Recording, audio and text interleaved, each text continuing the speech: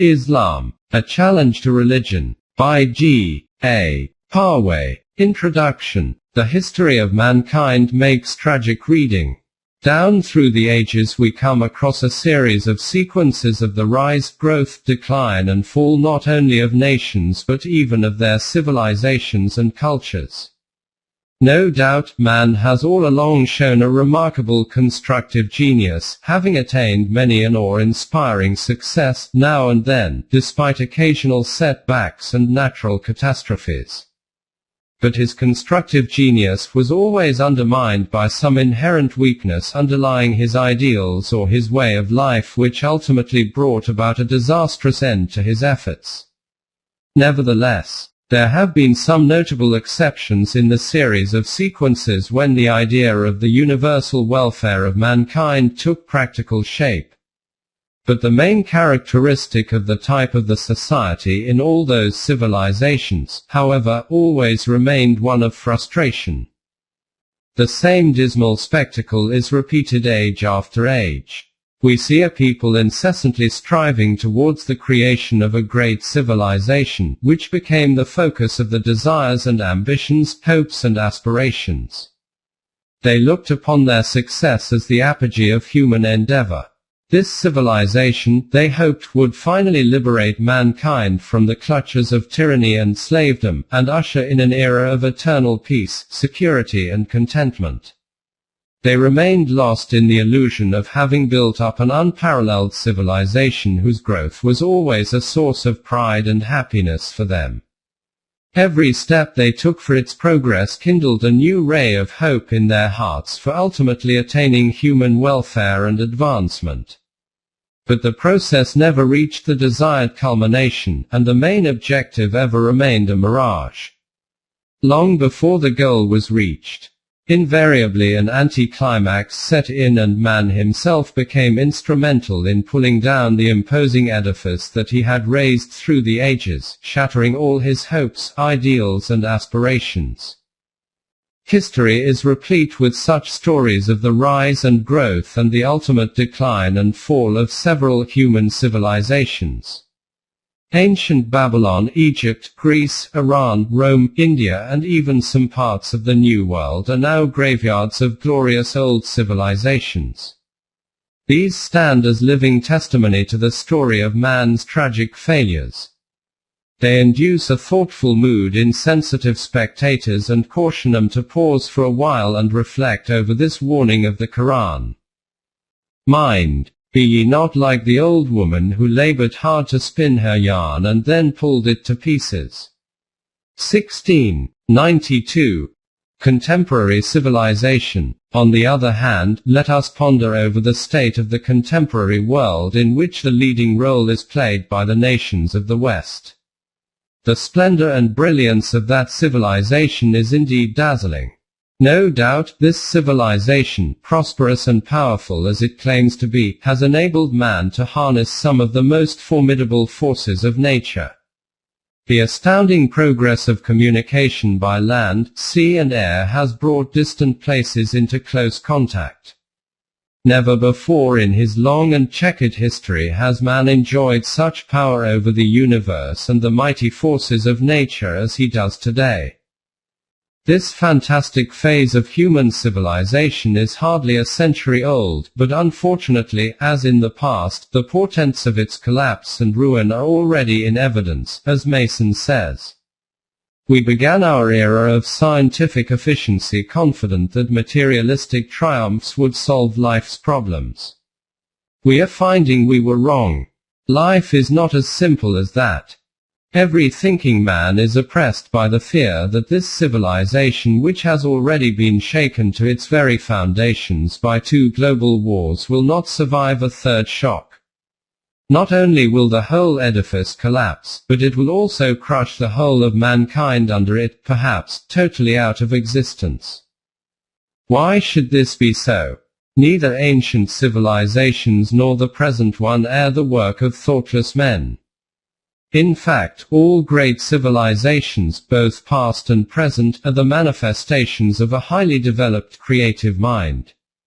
This paradox of progress leads all thoughtful minds inescapably to the conclusion arrived at by Einstein. By painful experience we have learned that rational thinking does not suffice to solve the problems of our social life. Penetrating research and keen scientific work have often had tragic implications for mankind.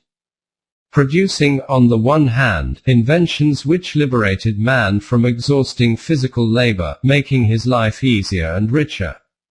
But on the other hand, introducing a grave restlessness into his life, making him a slave to his technological environment, and, most catastrophic of all, creating the means for his own mass destruction.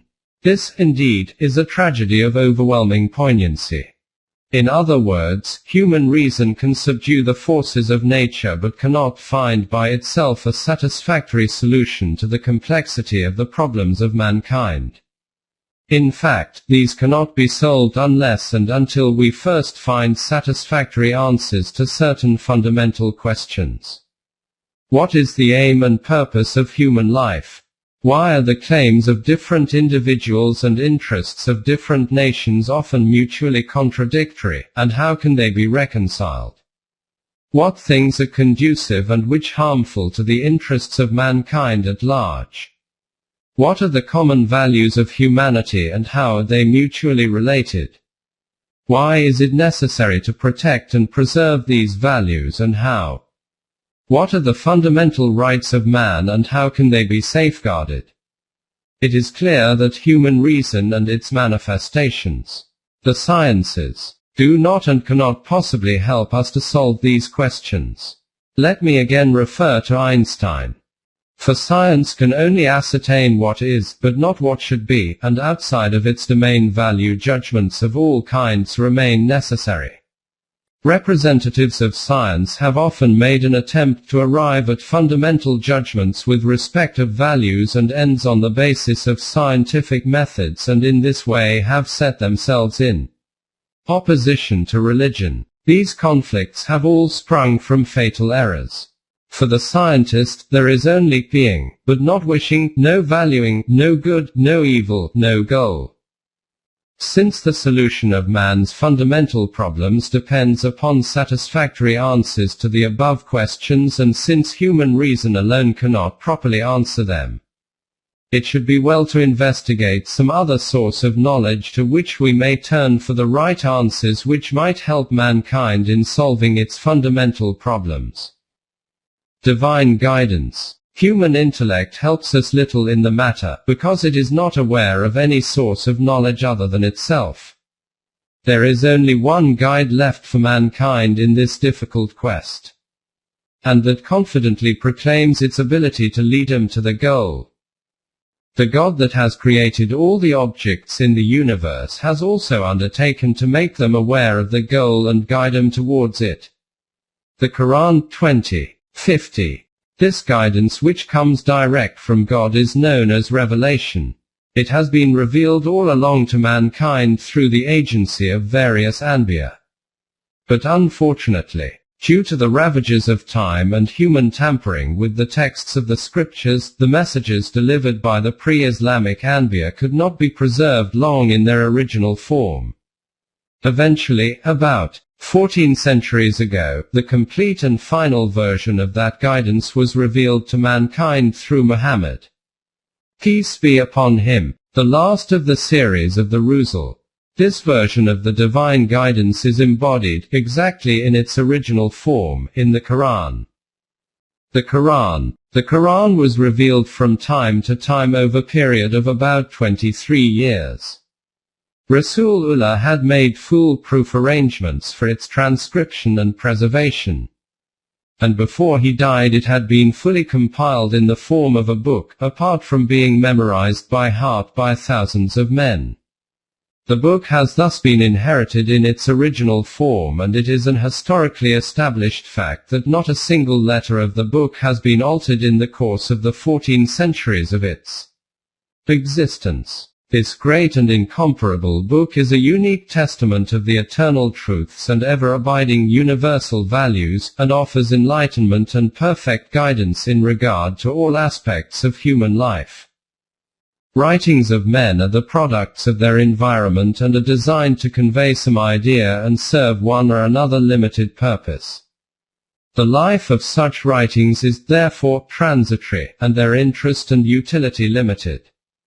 On the other hand, a book that carries revealed guidance forever is independent of time and space and circumstance. Its teachings are never out of date, and there is no limit beyond which it could fail to enlighten and guide men.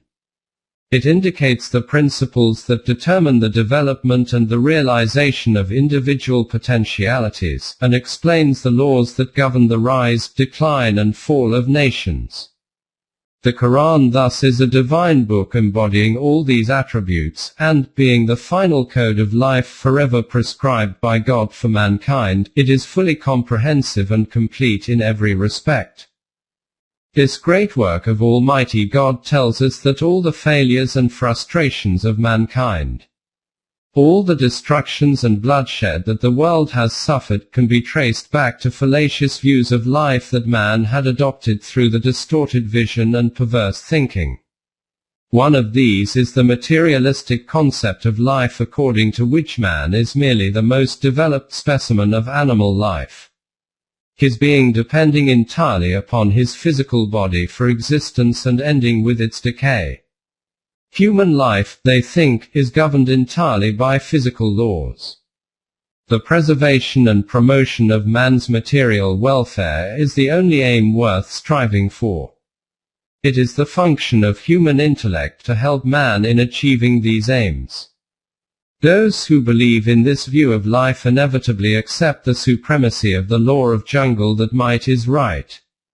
This law naturally results in strife and conflict among individuals and groups, eventually leading to global conflicts and mass destruction of life and property and tragic human sufferings.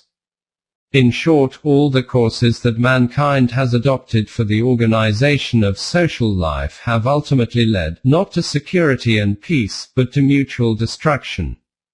In The Making of Humanity, Robert Briffault has brought the root cause of the trouble clearly into focus when he says, "No system of human organization that is false in its very principle, in its very foundation, can save itself by any amount of cleverness and efficiency in the means by which that falsehood is carried out and maintained, by any amount of superficial adjustment and tinkering." Page 159. The Quranic view of life. The Quran, on the other hand, holds that man is not merely a physical being but is composed of something else besides his body, which is called human personality. This personality, however, is not inherited by man in a fully developed state. It exists in a latent form, and its development is the ultimate object of human life. When properly developed, the life of the individual becomes capable of evolving into higher forms after its end in this mortal world. The growth of an individual's physical existence is governed by certain natural laws. But the development of his personality is subject to a different set of laws which have been given to mankind from time to time through divine revelation, and are now fully embodied in the Quran. Organization of human society. The personality of the individual can grow and fulfill its destiny in and through society alone and not in isolation. Therefore, the Quranic laws relating to human personality also outline the principles on which the organization of human society should be based. A social system evolved in accordance with the Quranic laws aims at ensuring the progress and full development of entire mankind. It creates a society free from the clash of interests among individuals and nations. For, according to its basic principles, the personality of an individual grows in direct proportion to his contribution towards the development of other personalities. Thus, in a society where each individual does his best to help others, in the interest of his own personality, Conflict among individuals does not arise. And once the conflict of interests among people is eliminated, all other complications that have been responsible for the perpetual strife, tyranny and disorder in the world would automatically disappear. The Quran, therefore, lays down a pattern according to which a healthy social organization for entire mankind can be formed. As an outcome of the materialistic concept of life, mankind today faces a crisis which perhaps has no parallel in history. This crisis, pervading all spheres of human life, has taken the form of a universal revolt against religion. This is not confined to any particular place or group of people. It is not directed against any particular religion, but against religion itself. No doubt, every religion has been subjected to the severest criticism at one time or another since the advent of civilization. But a total revolt against religion itself is a peculiar feature of the contemporary attitude towards life. All living religions, says William Ernest Hocking, are wretched vessels. They are all wrapped in sanctimony. Dusty-eyed with self-satisfaction, stiff-jointed with the room rust of the creedal conceits, so timorous under the whips of conformity that only a few dare the perilous task of thinking. Russell is more clear on the point when he says, "Religion prevents our children from having a rational education. Religion prevents us from removing the fundamental causes of war. Religion prevents us from teaching the ethic of scientific cooperation in place of the old fierce doctrines of sin and punishment." It is possible that mankind is on the threshold of a golden age.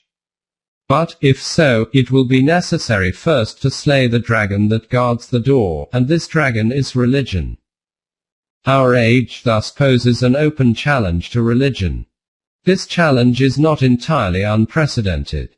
14 centuries ago religion faced a similar challenge, and a formidable one at that. This challenge was held out by the Quran. It openly challenged the religions of the day. Judaism, Christianity, Manichaeism, idol worship, star worship, nature worship and superstition. What is more, it not merely challenged the truth and validity of the elements of a particular form of religion, but also emphasized that religion itself was based on false foundations. This assertion is likely to cause surprise not only to non-Muslims but even to Muslims.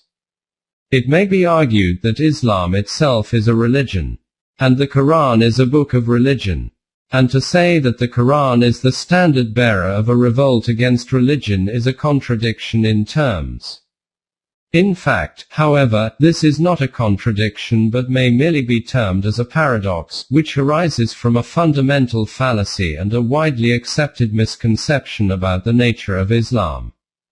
Islam is generally regarded as a religion, madhab, whereas in fact it is not a madhab but a deen.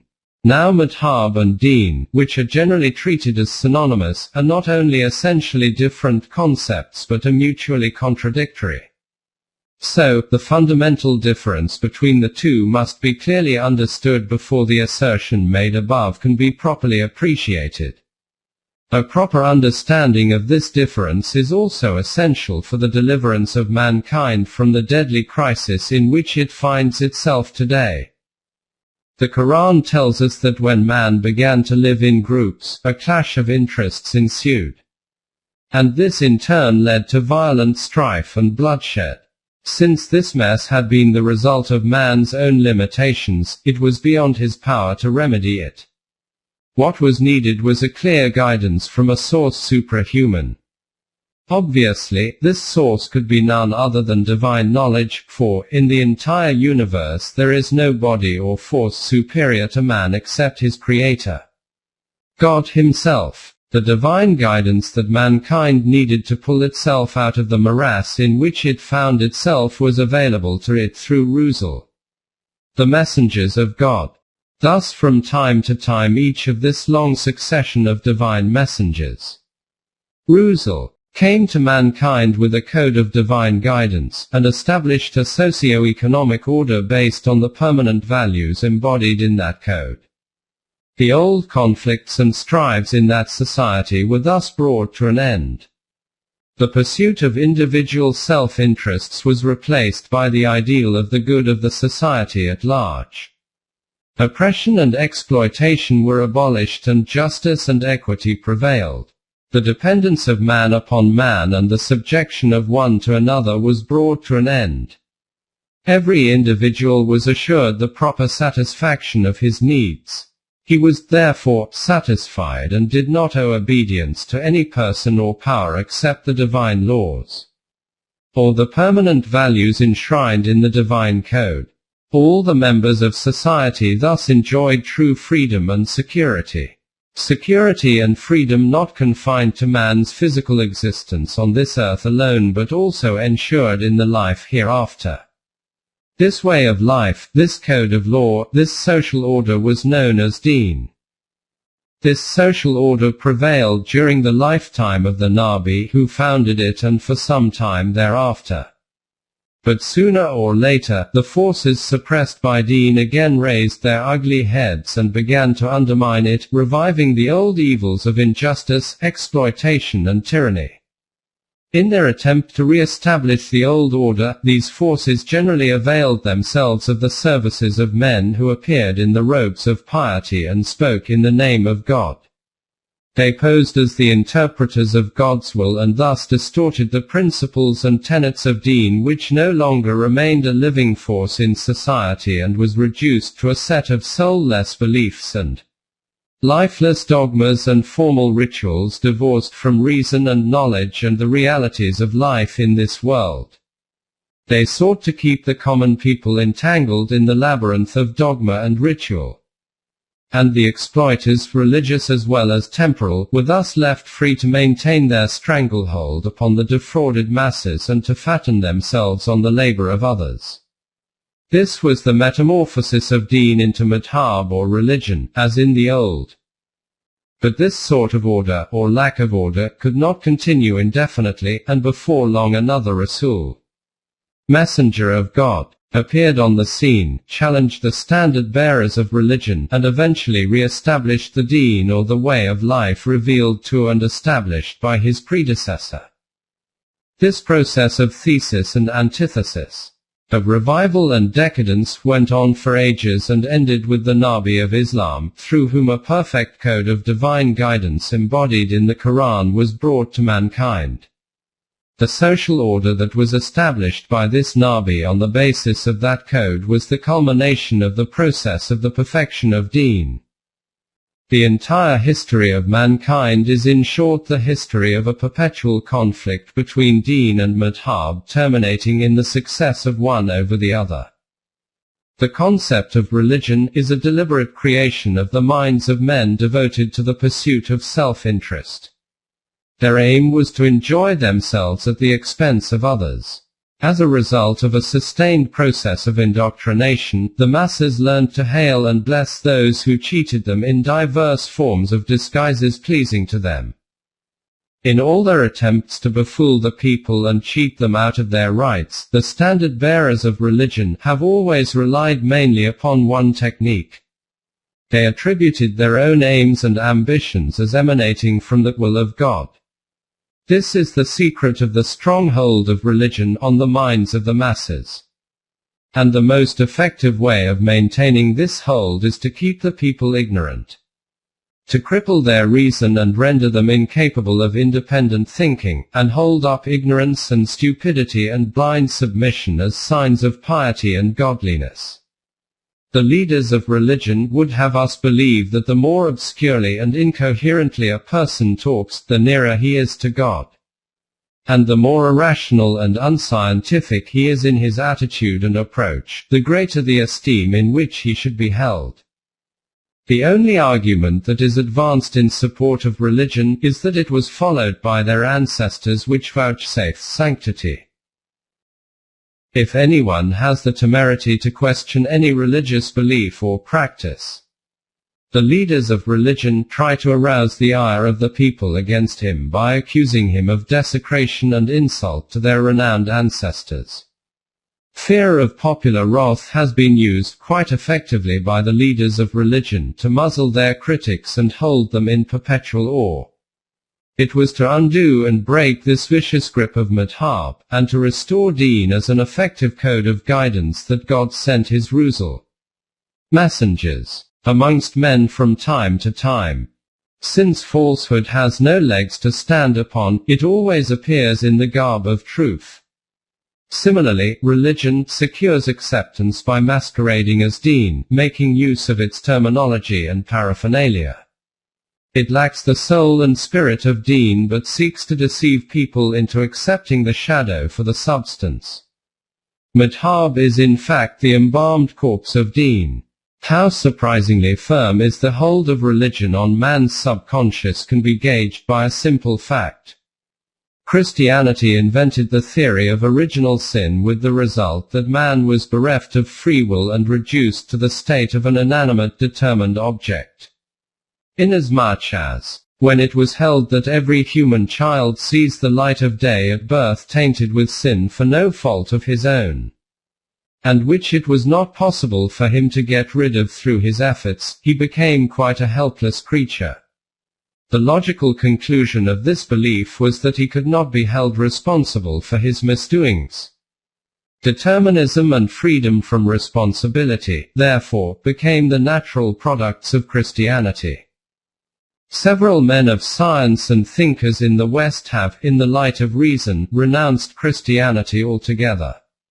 They went even to the length of regarding belief in God as mere absurdity, and have turned confirmed atheists and materialists.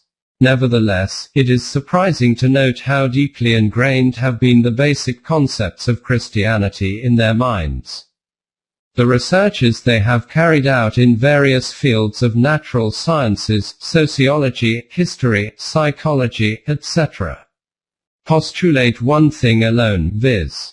man's complete helplessness and freedom from responsibility for his actions.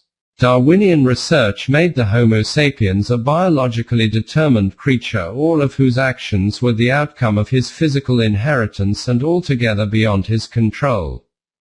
Behaviorists tied him down to the shackles of habits and reflexes and observed that all his actions were determined by physical stimuli. Anthropologists declared that man's character traits were based on heredity, and sociologists held that his social environment was responsible for all his actions and conduct. Freudians regard him as psychologically determined, and announced that the ego is not master in its own house, since all its decisions were made by the subconscious mind, which was dominated by sex drives. Marxists viewed him as an entity economically determined. What does all this indicate? It is the result of that powerful rip of religion, of which, in their estimation, they had completely divested themselves. Though they had mentally liberated themselves from religious bonds, yet their subconscious was not altogether freed. This was so because after having released themselves from the negative thoughts of religion, they did not adopt the positive thoughts of deen. And, since it is impossible to have vacuum in nature, their minds were filled with negative thoughts from other sources. Now the exigencies of time compel them to face reality. Especially because the generation that has sprung up under the influence of the philosophy of determinism has no respect for law and order and does not deem an offense as offense. For, they understand that they are not responsible for their actions. The only thing that could work as a deterrent in their path was the pressure of society. But when society itself is made of such individuals as have no regard for moral restrictions, they will have no difficulty in changing the law to conform to the behavior of the immoral society itself. So the social laws are also undergoing a gradual change in the West, lowering the moral level. This has awakened the thinkers from the deep slumber, and they are now discarding the concept of determinism, and leaning towards the idea of free will, which, in other words, means belief in human personality. The question naturally arises here as to why people are so prone to religious exploitation. The reply generally given to this very important question is that urge for religion is inherent in man. Man must believe in something, be it God or Mammon or anything else. This is, however, one of those fallacies which have come down in history and are accepted as eternal truths, standing in no need of a careful scrutiny. The argument advanced in support of this assertion is that the entire history of mankind bears witness to this urge, which man has manifested in different forms. This is how the protagonists of religion justify and rationalize it today. Even some honest and genuine scholars and thinkers have been convinced of this peculiar urge in man. Let us now examine this proposition and see what the basis or nature of this so-called urge for religion is. One of the two fundamental and most powerful of man's drives is that of self-preservation. He does not want to perish. He wants to survive. This struggle for survival springs up in the human babe at its very birth, when it at once instinctively cries for its feed. This struggle never diminishes in its intensity till man breathes his last. This instinct of self-preservation human beings share with animals, but with a difference. An animal is provided by nature with adequate weapons and means of survival and self-defense. Sheer physical power and strength, sharp teeth, iron-like claws, wings to fly, poisonous sting, camouflage of color protection, capacity to swim or leap and run at lightning speed. Animals inherit this equipment biologically as their right. A human being in comparison is helpless. In the face of the destructive calamities of nature, fierce birds and beasts, and even the onslaught of his own species, he has to invent tools for self-defense.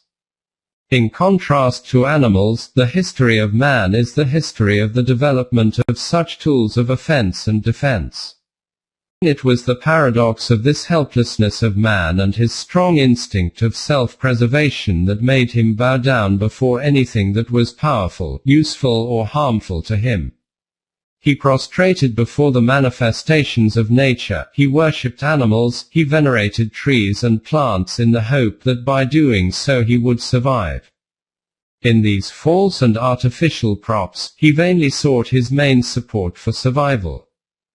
It may be an interesting field for research to substantiate the fact that wherever and whenever a people have advanced high in their tool-making process, they have moved away from their false gods, and have even grown irreligious. Their highly developed armaments give them confidence. Their conquest the world around induces them to reject all such superstitions. In the life of an individual even, one sees a similar process. In youth, physical strength and prowess keep him indifferent to religion and superstition with boldness. But as decay sets in the physical organs, he becomes more and more religiously inclined, seeking support in everything that he had rejected in his youth. Similarly, when he is successful in life, he seldom seeks the support of these false gods. But he searches for them most reverently when he is confronted with failures and finds his own means inadequate to meet the challenge. But the problem of survival is not limited to physical survival only. A human being, unlike the animals, has the urge to survive on the human level as well. An animal feels absolutely satisfied and content after a hearty meal, and comes into action again only when it faces hunger or a threat to its own existence. This is not so with a human being. If he were to face a perpetual and hopeless struggle for economic security all his life, he may indeed be too engrossed with his plight to think of any other matter. But once having achieved economic and physical security, he is faced with the urge to survive on the human level. Today all welfare and socialist states are confronted with this problem with much greater intensity and on a wider scale than the underdeveloped countries. Due to their scientific power and prosperous economies, their attention is inevitably focused on the survival other than physical.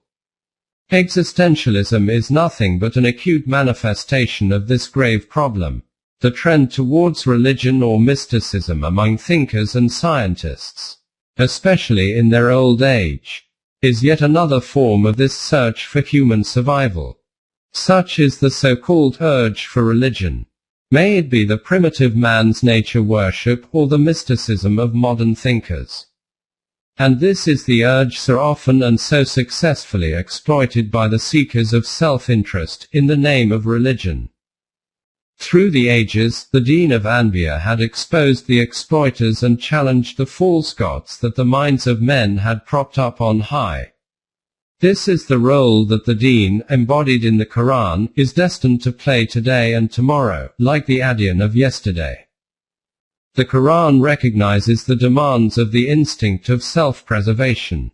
It therefore strives to establish an economic system that guarantees the satisfaction of the basic needs of every individual. It declares that man is capable of conquering nature, that if he holds on firmly to the permanent values of life, the survival of his human self is ensured. For, then his personality knows no death. Permanent values, as preserved in the Quran, are unchangeable and true, hence trustworthy and reliable. They replace the false gods with the true God, and the meaningless superstitions of religion with of rational conviction. In short, the Quran satisfies the instinct of self-preservation both on the physical and human level and thus sets man free from the shackles of religion and the bondage of superstitions. This was the Deen preached and established by the last of the line of Anbiya, Muhammad, peace be upon him. Unfortunately, however, not long after the establishment of this Deen i.e., the Islamic social order, by Muhammad, peace be upon him, Islam too met the same fate as that of the earlier Adyan. God had perfected the Islamic Deen in the Quran, and the Rasul delivered the book to the Muslims and established a social order thereon. But shortly after his death, the forces of exploitation began to raise their ugly heads again. They scored their first success with the establishment of a hereditary kingship, sustained by capitalism. Then, to ensure their own survival and consolidation, these two forces started distorting the Deen of Islam into a madhab. And before long, they succeeded. Like the Adyan of the ancient Anbiya, Islam also gradually lost its soul and substance as a deen and degenerated into a lifeless madhab hide-bound by dogma and ritual. The only point of difference between this process of degeneration and its precedents in earlier history was that the code of Islam, the Quran, remained intact in its original form, which fact out by historical evidence. This is a fact of prime importance to be borne in mind. For, if any of the other religions of mankind seeks to return to its pristine purity as a deen, it will find the task impossible in the absence of the original testament as revealed to its own Nabi. The Muslims alone can hope to restore Islam to its original form as a deen. Because the complete code of the Islamic deen is enshrined in the Quran and is fully preserved in precisely the same form as it was revealed to Muhammad, peace be upon him, about 14 centuries ago. The Quran calls upon men not to be frightened by the terrible forces of destruction and not to despair or lose heart even when they find the prospect dark and menacing. It exhorts them to have faith in the way of life and the social order that it has prescribed, and to give it a fair trial. If they earnestly do so, it assures them that they will, before long, overcome all the hostile forces of decay and destruction and rise from the depths of their present misery to the heights of achievement and glory. And the essence of the social order prescribed by the Quran is simply this. The forces of nature should be subdued and the gains of the victory should be utilized for the development and progress of mankind at large in accordance with the eternal values enshrined in the revealed Book of Allah. For, only that way of life can survive which is beneficial for the whole of mankind. 13, 17. I have given the best part of my life to a study of the solution that the Quran offers to the problems, difficulties and dangers that beset humanity in the present times. I have been writing on the subject for nearly a quarter of a century, and my writings have reached all parts of the land. But they have so far been available only in the Urdu language. Now I have felt called upon to present to a wider audience the Quranic solutions to contemporary problems through the medium of English. My chief purpose is to show that man has no reason to feel overwhelmed by the apparently insoluble problems that face him or look upon himself as helpless and despicable, and resign in despair. There is still a source to which he may turn for light and hope. And if he follows the light, there is no doubt that he will overcome the problems that seem to him insoluble and will also be able to go through further stages of evolution with confidence. One of the serious difficulties which I have encountered in this effort relates to the translation in English of the Quranic terms and phraseology bearing on deen. Most of prevalent English equivalents for the Arabic terms are associated with madhab. And if one were to use them, it would be well nigh impossible to distinguish deen from madhab, and the main purpose of the work would be defeated. It might be said that I could have chosen suitable equivalents from the English vocabulary. But this is in fact impossible, for the English vocabulary does not offer words and phrases that could convey precisely the exact sense of the relevant Quranic terms. Take, for instance, the word deen itself. It has no exact equivalent in the English language. The same exactly is the reason why it is practically impossible to translate the Quran faithfully into another language. I quote here the well-known British Orientalist Professor H.A.R. Gibb, who says in his famous book Modern Trends in Islam, page 4, the Quran is essentially untranslatable, in the same way that great poetry is untranslatable. The seer can never communicate his vision in ordinary language.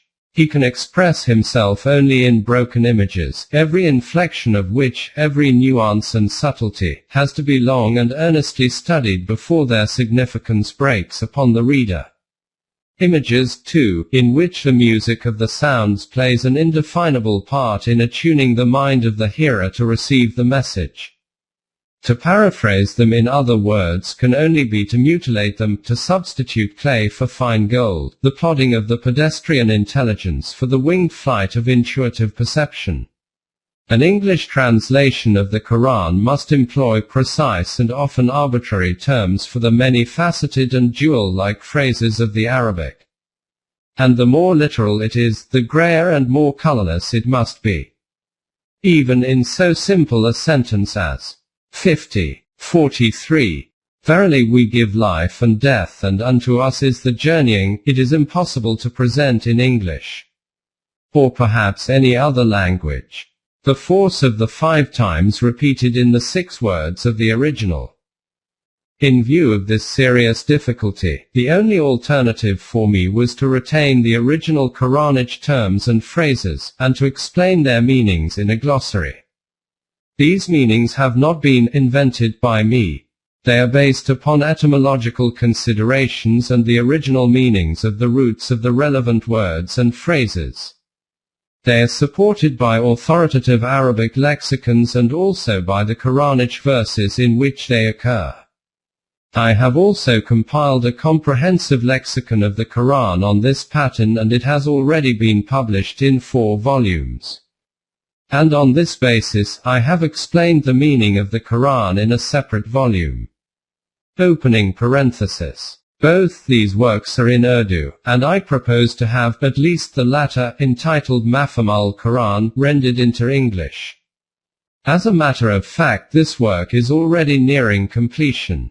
From a comparative study of deen and madhab, it would appear that the two have certain common features. For instance, faith in God, in divine guidance and in the life hereafter. But this similarity is not very deep or sufficiently extensive.